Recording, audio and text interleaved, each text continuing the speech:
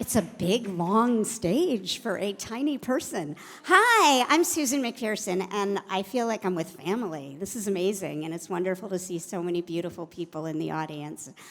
We are going to be talking about the whole issue of brands taking stands, and gone are the days when issues were too hot for companies and brands to get involved in.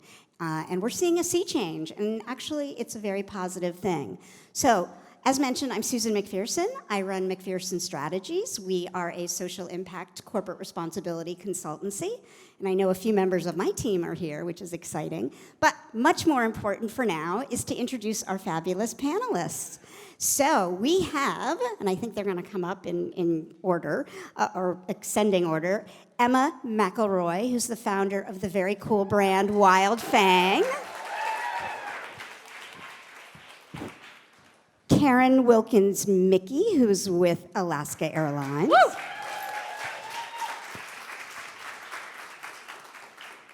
Alexis Gallivan with eBay.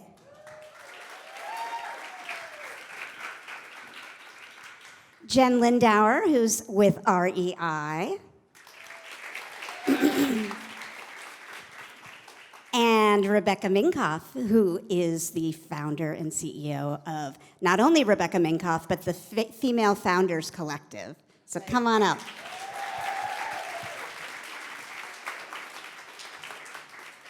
So there are a lot of brands doing it wrong, okay? And instead of starting with that, we're going to talk about who's doing it right. But the Riveter is super excited to have partnered with REI to bring several of the very innovative, progressive brands today. The women joining us on the panel are founders of wildly successful brands, and hence the name Wildfang. And, and how many of you have flown Alaska Airlines? Okay. And how many of you have bought on eBay?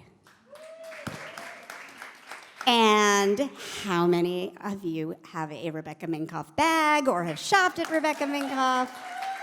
And since we're heading into the winter months, it's a really good time to go to REI if you have not already. Actually, any good day is a good day to go to REI. It's like an adult Disneyland, if you ask me. So let's get started and ask each panelist to give us a little blurb about what they do and maybe anything else they want to share. You want me to go first? Whoever. Rebecca, you're so far away. I know. I know.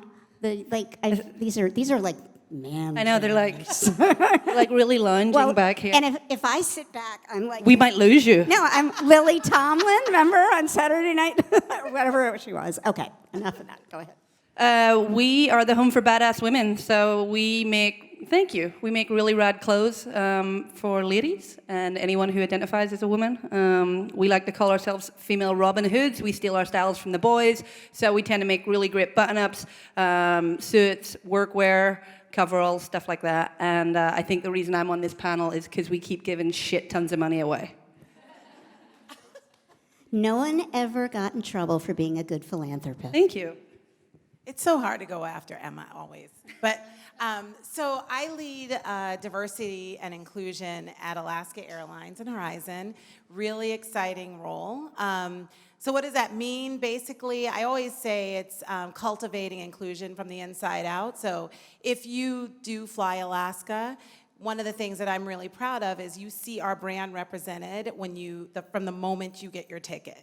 You see your brand represented while you're flying. You see yourself represented. Our brand is really strong. And so it attracted me to the company, but one of the things that was really important is to make sure that the brand that's reflected from the outside looking in is the same and the inside looking out. And so that's my job.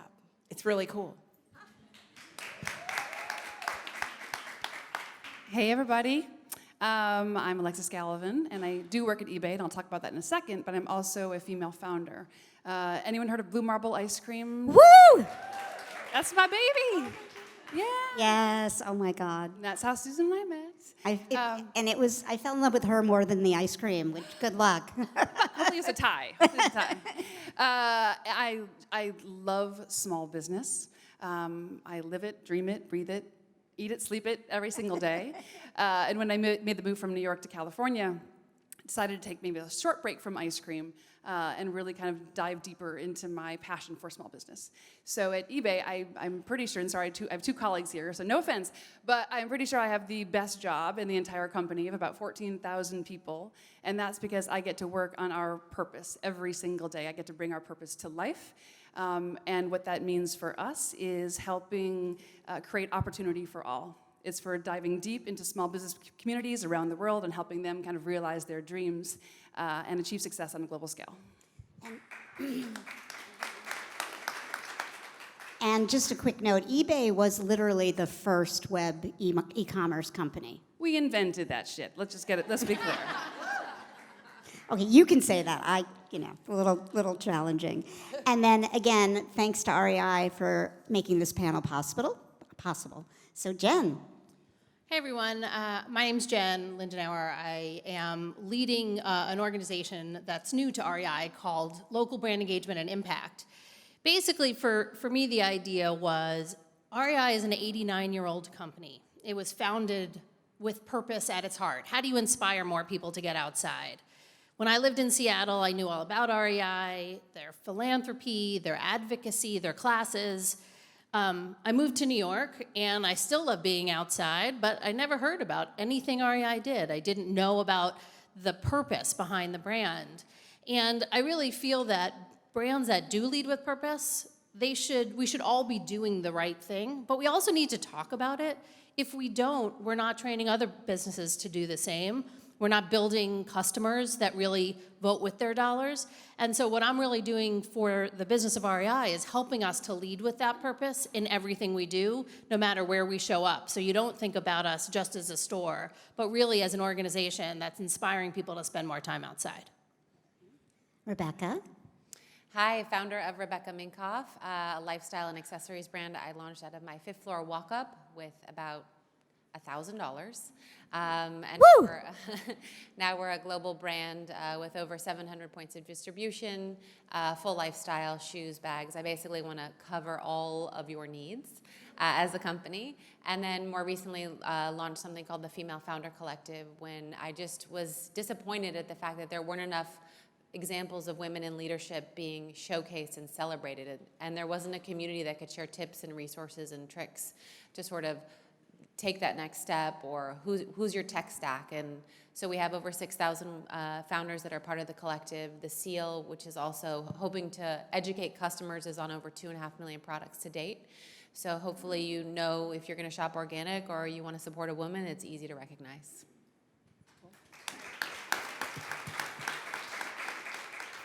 Thank you.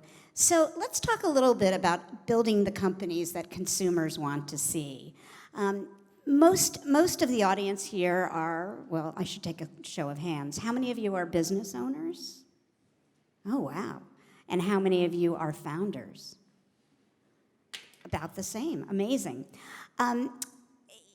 We want to zero in on what's important to you, but I'd be curious to find out what it takes to build a value-oriented brand. And Emma, I'll start with you only because you're on my right, but. We're not going to start with me on all of them. These are really hard questions.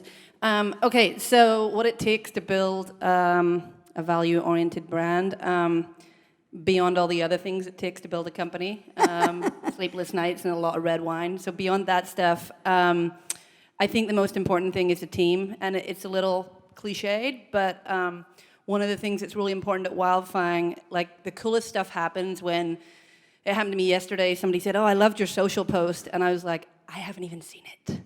But that's the point, right? Because every single person in my organization has the ability to touch customers and to touch our community. It doesn't matter whether you're on customer service, whether you're in social media, whether you're in my stores. And so I need you to understand our mission head to toe and feel like it's yours, because if it's mine, it doesn't work, right? And so our team's incredibly diverse, and there's no one issue affecting women in America. You may have noticed that. So each of us feels particularly strongly about different things, and the collective, to your point, is what makes it really strong. And so someone in my team may feel particularly strongly about trans rights or racial justice or whatever their point of view is, and they'll just grab our channels and talk about it. And that's part of the diversity of our brand. But I think if the team has to live and breathe the mission every day, and they have to believe in it from their head to their toes, because it's theirs. We were actually talking about this backstage. Jen and I were talking about this. I'm a brand marketer, right? That's where I came from. I've built brands my whole career. And the weird thing is you have to learn when to let it go. It's not mine anymore. It's yours. It's our community's. And there's this weird thing where you let it go and they tell you what it is. And they tell you what it's going to become. And it's this weird moment where you're like, that's terrifying and also super cool, right? And so it's kind of the same with the staff. They have to live and breathe it. They represent you in every place all the time. And every consumer who experiences our brand should have the same experience, whether it's with me or with someone else. So I go back to people. Well, I mean, I think you just raised a very interesting point, and that is you're listening to your own people, but you're also listening to your customers, and you're taking that feedback back. And I think that's something that all of you do very, very successfully. I'm going to hop over to the other end of the yonder. Rebecca, you're Hill country. You're most well known for, of course, your namesake brand, which you do and run a lot of social impact campaigns. You mentioned the founders, the Female Founders Collective, and maybe you can dive in a little bit more and explain, what you're trying to, or what you're trying to make for consumers and small business owners overall.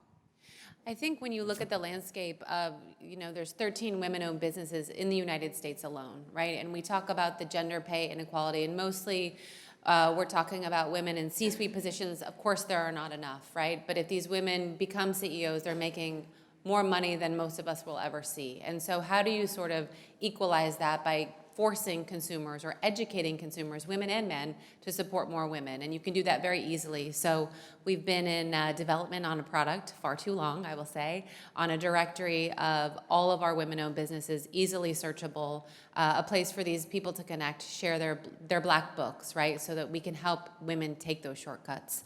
And I think the more you could educate the consumer on what her dollars do and where they go and how that affects communities, how that affects women-owned businesses, what we do with our money that's different from male-owned companies. We tend to reinvest it in our communities. The power of that is far more effective than, let's get more women in CEO positions, of course. But let's look at the 13 million businesses we could affect today, give our money to them when we go to buy a handbag, buy from a woman-owned company, our tea, our kombucha, our alcohol, right? You could live that and breathe that every day. So that's been key to me, not only because I'm sick of not seeing that enough, but I'm hoping that the future generation, that just becomes the new normal. So, yeah. Perfect. So if you haven't checked out Female Founders Collective, definitely go online, and there's a lot of good things coming. And no, she's not a client, so. And Karen, on the topic of making impact within a big company, which we know is hard, you had diversity and inclusion at Alaska, which in itself is a major feat. How many employees do you have? 22,000. 23, okay, probably 2350 by the end of today. Can you walk us through the different ways you feel you have been able to make effective change within the enterprise? Yeah, it's hard, but I'm really proud because I've been leading diversity and inclusion initiatives for a really long time. I'm not going to tell you how long, so then you'll know how old I am, but I don't really mind. I'm 50. But anyway, been doing it a long time. I own it, whatever. Anyway, so it's interesting. I mean, it's funny how things happen to you. Growing up, I grew up in New York City, and surrounded by diversity, surrounded by culture, enrichment of culture. But I went to college in a place where that's where I found that diversity even existed. I didn't think about it here, but when I went away to college and I was the only one, I was like, what? And then, as I went through my career, I found that I was still the only one. So it wasn't just the college experience, it was also going to these companies, and I was like, wow, there's just not a lot of me present. And so I found this passion to make it a career of mine, and every job I had, I created. Every job I had didn't exist before me, including Alaska Airlines. I'm the first to do this there. And so what that meant was I needed to be successful. I don't know if I would say I'm successful yet, but what I will say is I realized after 3 years, well, now after a year or two, like the industry coming from the tech side, going into the airline industry, aviation, it was very different. And I realized I couldn't move it the same way I could at a corporation where I could bring everybody together like this and sort of educate and bring awareness easily. I'm now at this aviation company where 85% of the workforce is union. So I can't touch them anywhere. I cannot bring them to me. I can't say, okay, let's get together and talk about unconscious bias. Let's get together and talk about, gender balance. Let's get together and talk about this or that. I had to really figure it out. And what I realized was it wasn't a one-size-fits-all. And I had to look at maintenance and engineering and focus on maintenance and engineering and create a strategy around that. I had to look at in-flight, and I had to look at the flight attendants and say, what works for flight attendants, and build a strategy around that. I had to look at the pilot community and go, okay, pilots, what do I need to do for pilots? How do I change and impact pilots from a diversity and inclusion perspective? And I'm gonna build a strategy around that.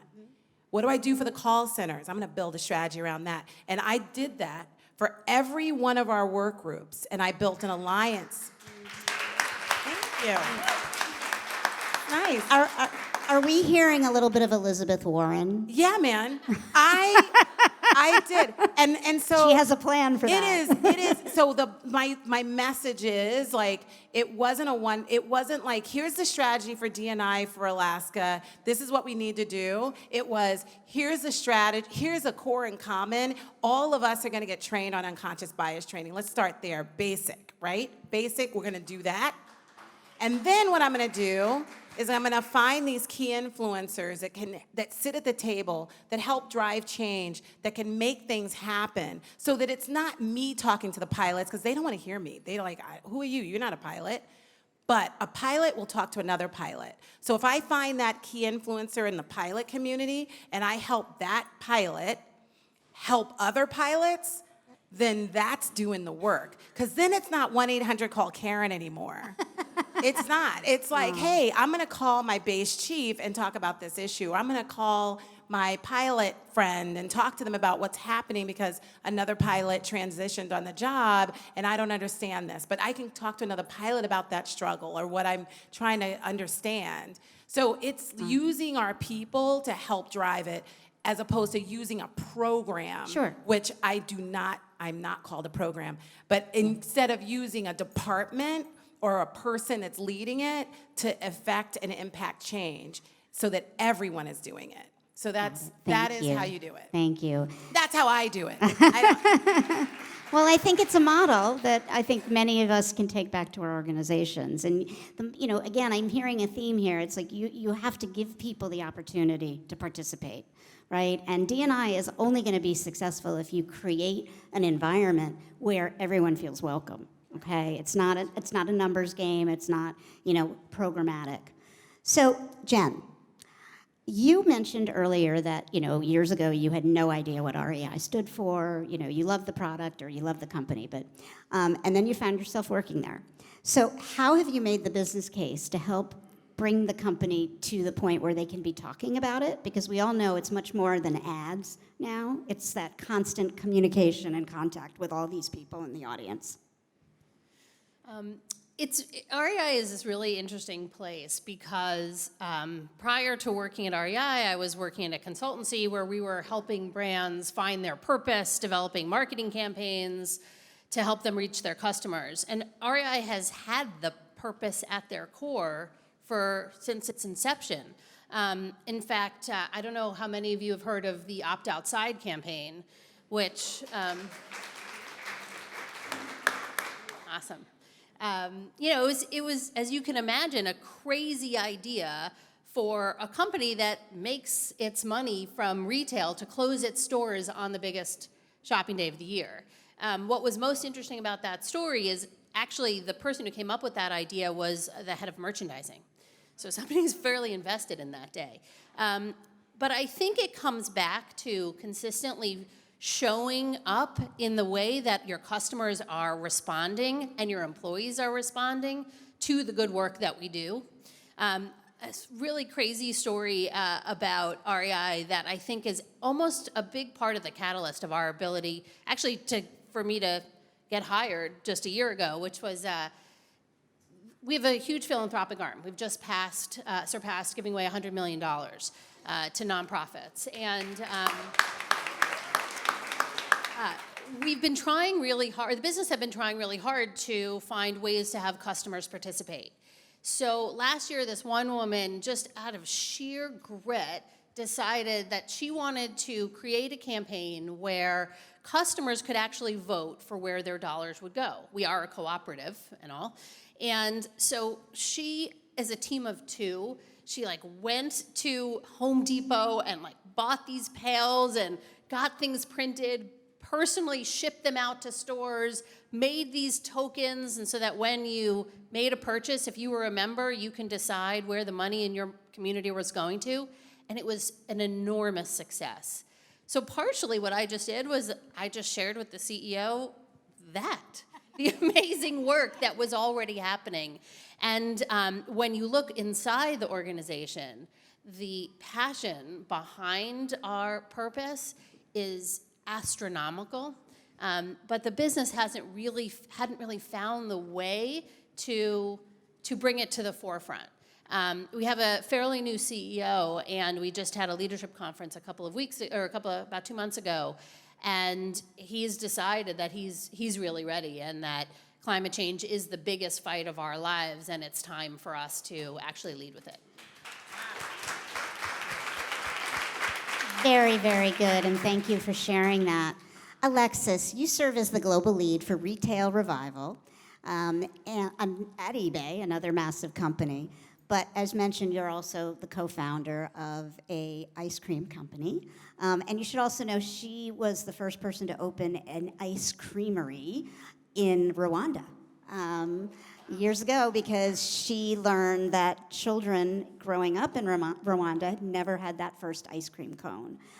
Even though the country had a massive dairy resources, but they didn't have the technology at the time to create freezers. So called Sweet Dreams, right? Yes. But why do you think now, you've been an advocate for small business for a long time, but why do you think corporate responsibility is now, it's always, well, not always, but for the last 20 or 30 years, it's been very important for the big guys, big women. But why are we now seeing it's also important for small business? Well, I remember the early days, and still even today to some extent. You have no money.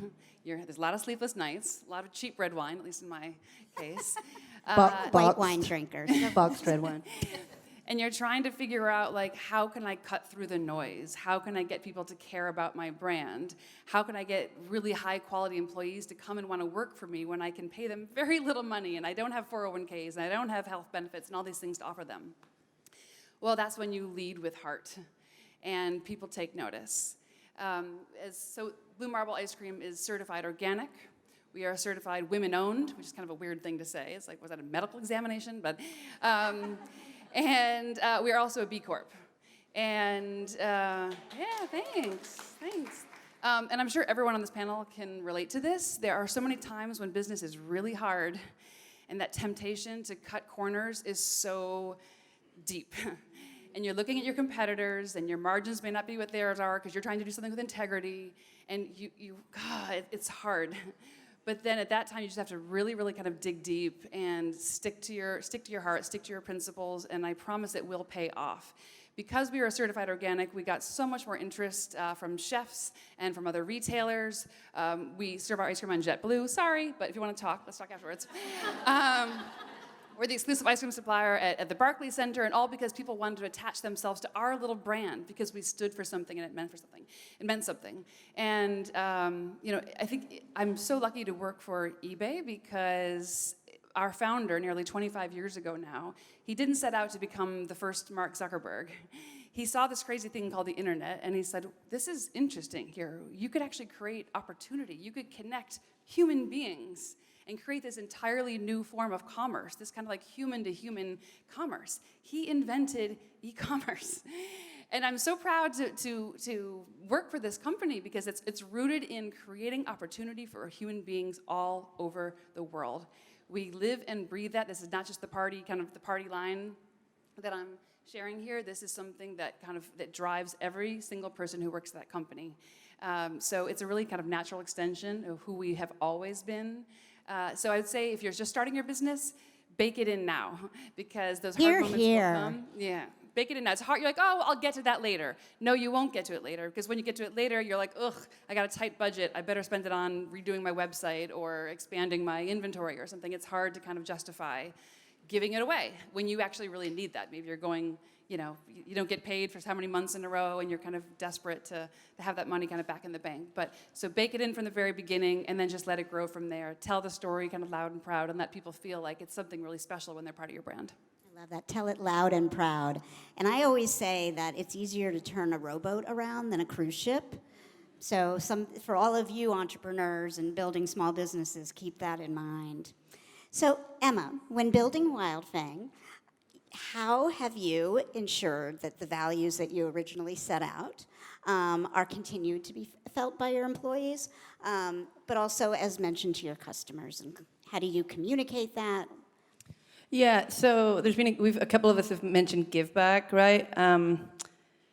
For me, and I'm pretty sure we all agree on this, that's a very 1.0 version of CSR, and there's an awful lot to do beyond that. So the answer to your question is it comes through in literally every conversation and everything we do, everything. Which models we shoot, where we make our clothes, who makes our clothes, who works in our stores, who works with us, which vendors we will and will not work with, which investors we accept money from. The consumer, Gen Z is going to shake us all up, right? No one's ready for them. They're the most activist generation yet. There's a gender revolution coming, if you haven't noticed. So they're just not going to give you permission for half-assed efforts anymore. It's too late. The climate change situation, the political situation, a lot of the things we're facing, it's just too late. And when, you watch when an 11-year-old from Sweden can change the world or whatever, right? They're just not going to wait for us to get there. So the way we do it and continue to do it is every single day and every single thing. And I know that's kind of a half-assed answer, but it's the truth. Not. It's a full-assed answer. It has to come in everything you do all the time because, yes, it's easier to build it in at the start, but it has to come through holistically. If you're going to be authentic, it has to come through in everything you do. Otherwise, it's not authentic. And what it means is it gets a little tiring, if you want me to be completely honest, right? And, you mentioned earlier about a two-way conversation. It's so much more than that. It's like a 30,000 person conversation on social media, right? Anyone in our community knows how to get to me. And if we fuck up, it comes from the top down. I own it from the top down.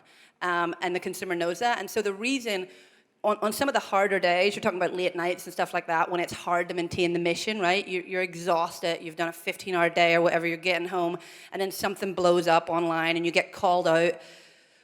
The way I've reframed that now in my mind is how incredible I have a brand where people give a shit. Do you know how many people call out Madewell or Gap or nobody because they don't care and they know no one's listening?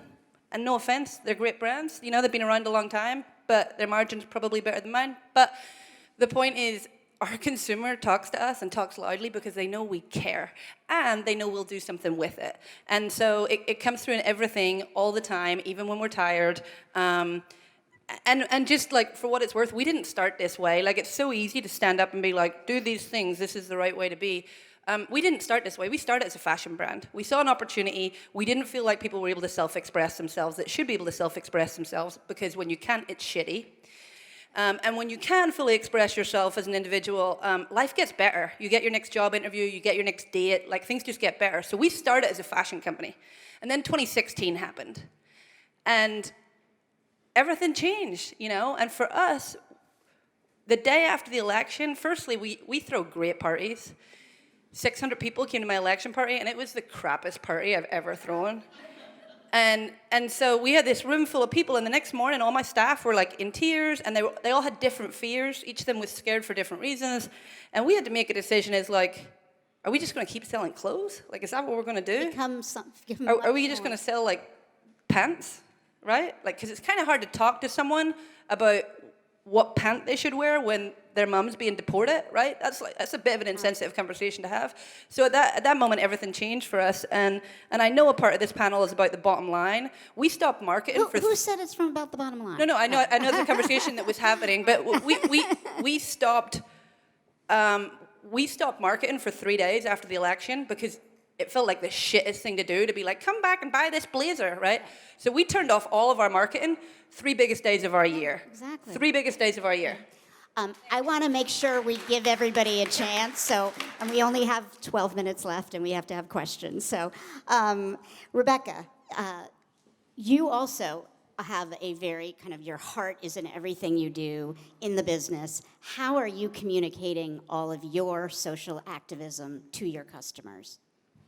I think along with what Emma's saying, it's definitely a two-way dialogue. And I want to, for all the founders out there, for anyone working for your brand, your values are true to you. You know, I think there's a lot of things that get trendy, like, ooh, let's hop on this. And I think you really have to distill down something that you're truly passionate about, that your team is passionate about. Because, again, sometimes it's thankless work, and it's that passion and that divine love for what you're trying to do and what you're trying to change. It's going to lead you through and make it worth it, make your margins smaller, right? Make you sacrifice those late nights to keep working on it. So for us, you know, my passion has been women. It has been since day one.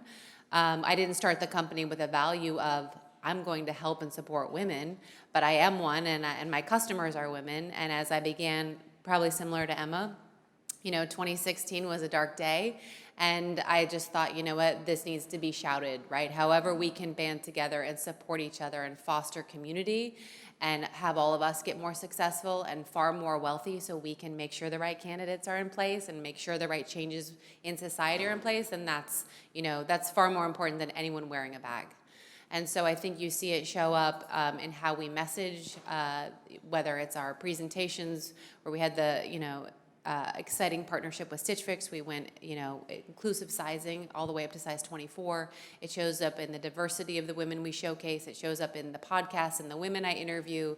It shows up on things that have nothing. I'm not trying to sell you anything on my podcast. I'm not trying to sell you anything a lot of the time. I'm just trying to say, here's the beautiful fabric of this community of women, and that we should all foster and support each other. And it shows up that I'm also talking to you. You know, it's not just someone being hired only to do that. I mean, we have a team, but it's that personal care and communication that I think the customer feels when you take the time to reply or like their image or invite them to something or send them a thank you note. You know, I think it's those small things that it shows up, and how can I help you? And hopefully the content we're putting out helps a woman get a raise. It helps her negotiate her next job. It helps her quit her job and start her company. And that's a greater legacy to me than someone buying a great crossbody, which I'm happy if you buy it, but I think there's other things at stake that are far more important. Thank you.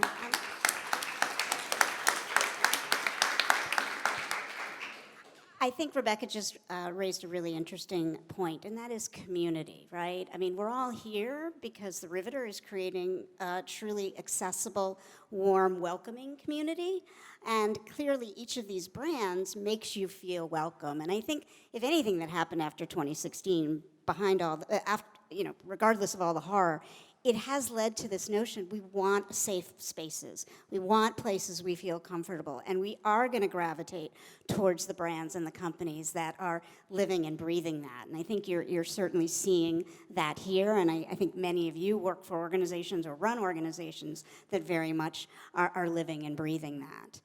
So I have one question for all, and then we're going to turn it over to Q&A, because look how fast we went through all of this. I still have 25 questions, okay? But don't worry, lunch is coming. Aside from getting the messages out there, and internally, which we know is also challenging, certainly at large corporations, what else can brands be doing? Not that you don't think you're doing enough, but what else should they be doing? And feel free to call out.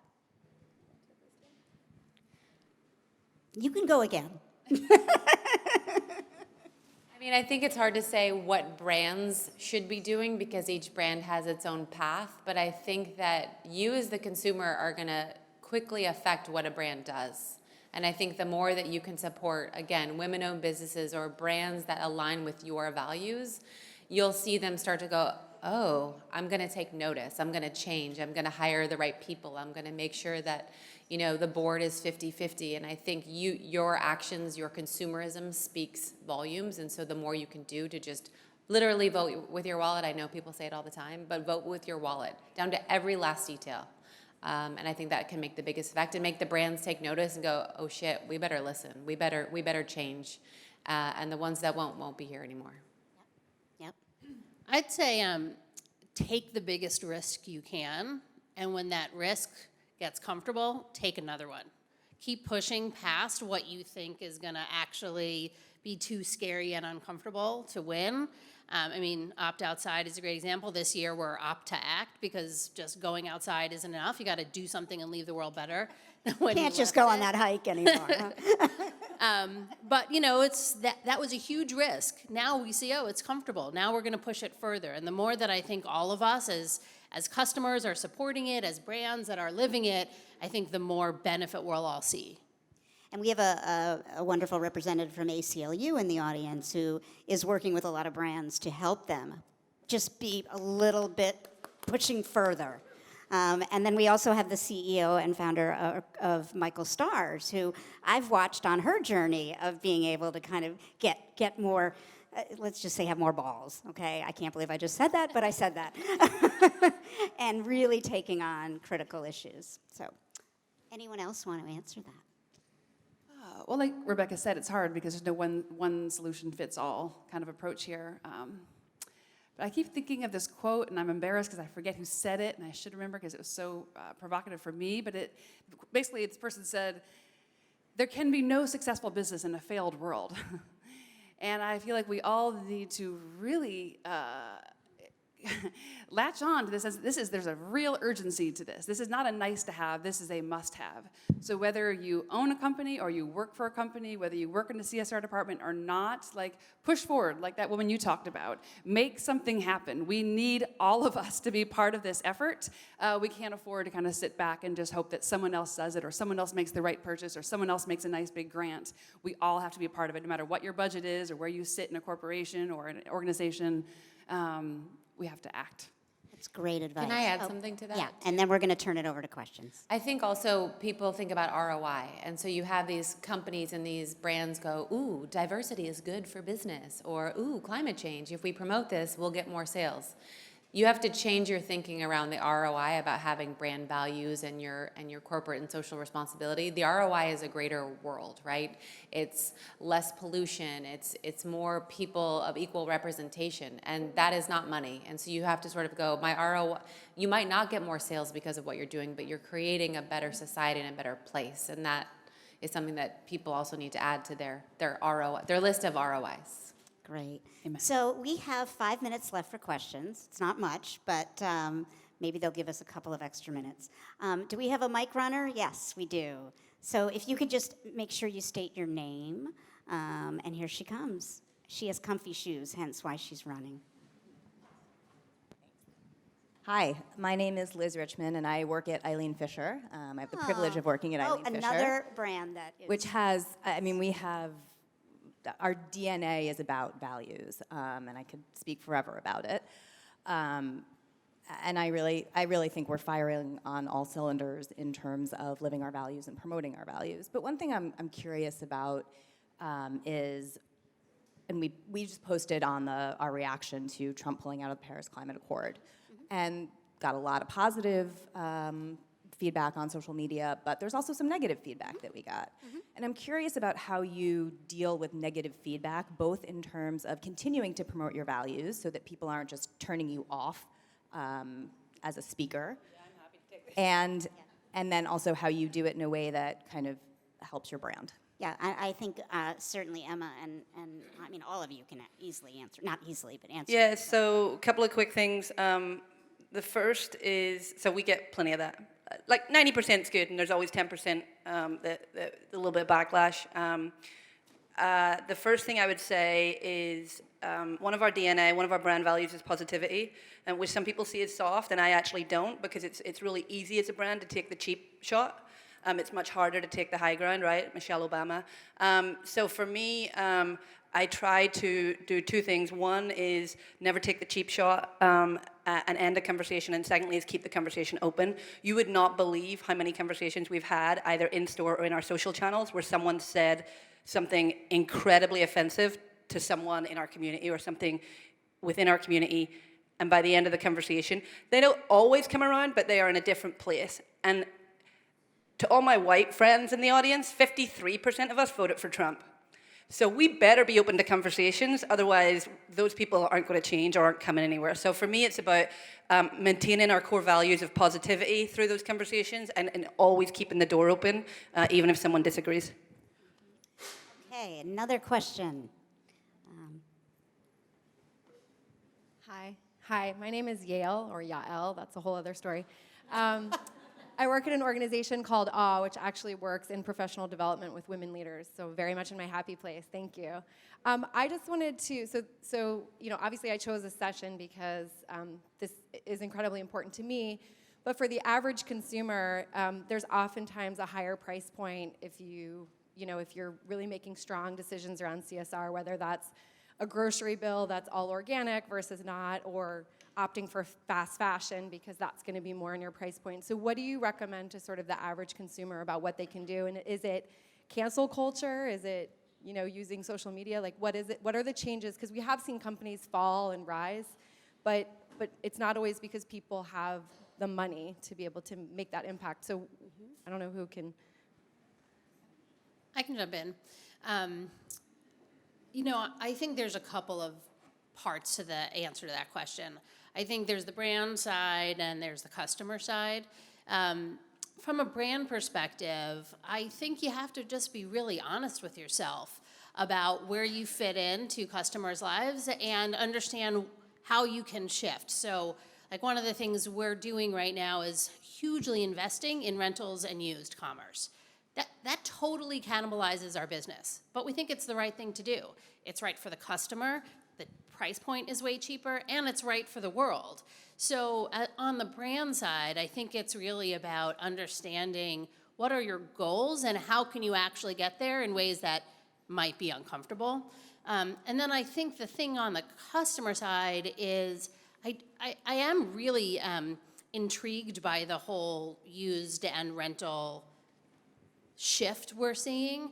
I mean, if you think about like a brand like ours, super investing in it, it's very illogical. But what's awesome is that it's because customers are really demanding it. Because young people, Gen Z, are totally screwing with us.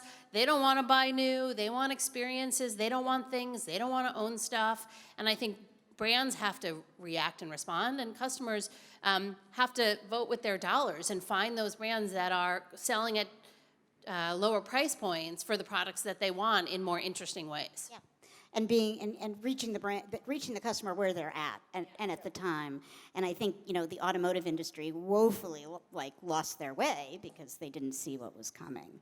Another question, and then we're going to have to send you off to lunch.